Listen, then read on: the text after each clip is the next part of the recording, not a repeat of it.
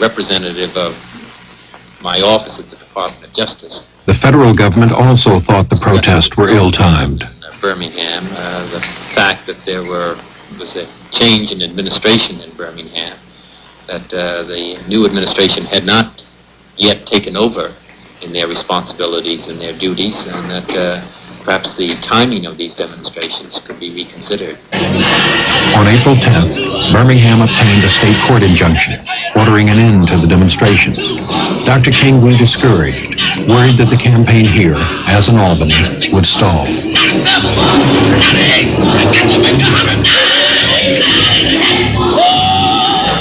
We had about 500 or 600 people in jail, but all of the money was gone and we couldn't get people out of jail. And the business community, black business community, and some of the white clergy were pressuring us to call off the demonstrations and just get out of town. We didn't know what to do. And he sat there in room 30 in the Gaston Motel, and Martin didn't say anything. And then finally, he got up and he went in the bedroom and he came back with his blue jeans on and his jacket, and he said, look, he said, I don't know what to do. He said, I just know that something has got to change in Birmingham. I don't know whether I can raise money to get people out of jail. I do know that I can go into jail with them.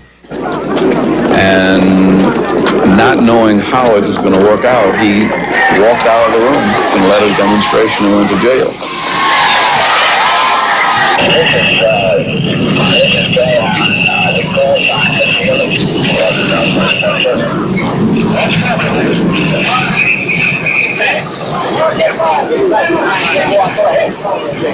That was, I think, the beginning of his true leadership.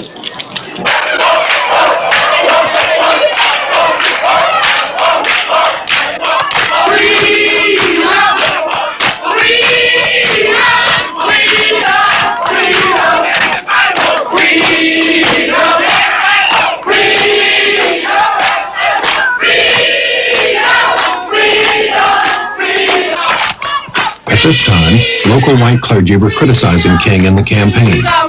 The ministers published in the newspapers a diatribe against Martin, calling him a troublemaker and saying that he was there stirring up trouble to get publicity.